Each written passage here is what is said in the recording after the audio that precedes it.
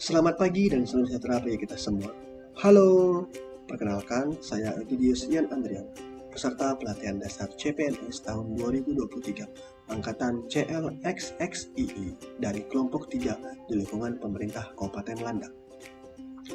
Pada kesempatan kali ini, saya akan sedikit berbagi informasi tentang isu-isu strategis kontemporer yang banyak dibicarakan di negara Kesatuan Republik Indonesia.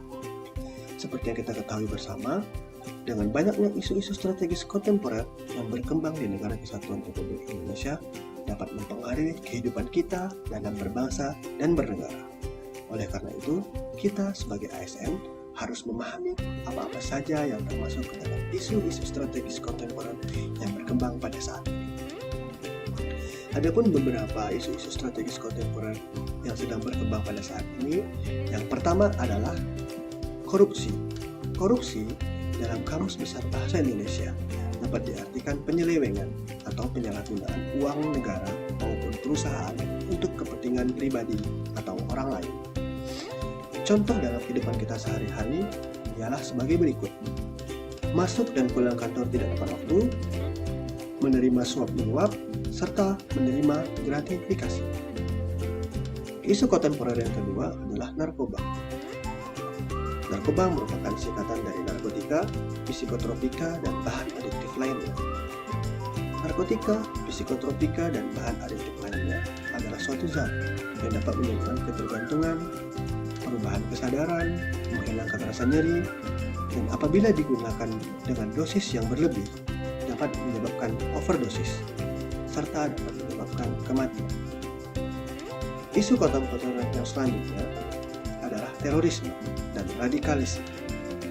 Terorisme dan radikalisme tidak hanya merupakan isu-isu strategis kontemporer di negara Kesatuan Republik Indonesia, melainkan sudah menjadi isu-isu strategis di dunia internasional.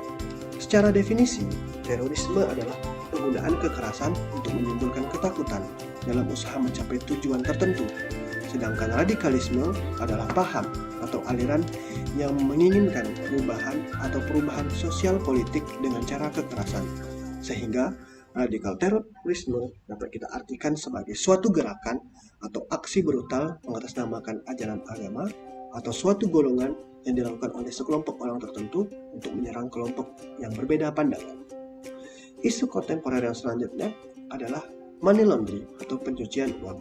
Money laundering atau pencucian uang di mana mereka yang melakukan ini berupaya untuk menjadikan harta yang mereka dapat dari suatu kejahatan seolah-olah adalah harta mereka yang sah atau harta mereka yang sebenarnya.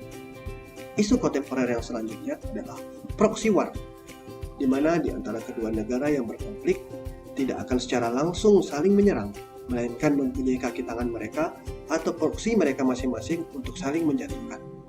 Isu kontemporer yang selanjutnya adalah mass communication, seperti cybercrime. Cybercrime merupakan isu kontemporer strategis yang paling sering terjadi pada masa kini, di mana contohnya adalah membuat konten-konten ilegal yang kemudian disebarluaskan di dunia maya atau tindakan-tindakan para hacker dan tindakan-tindakan cybercrime lainnya.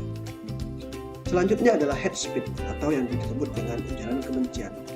Hate speech ataupun ujaran kebencian merupakan ujaran kebencian yang memprovokasi orang lain yang disebarkan melalui dunia maya. Selanjutnya adalah hoax. Hoax merupakan konten-konten yang berisikan berita palsu yang belum tentu kebenarannya yang disebarkan melalui internet.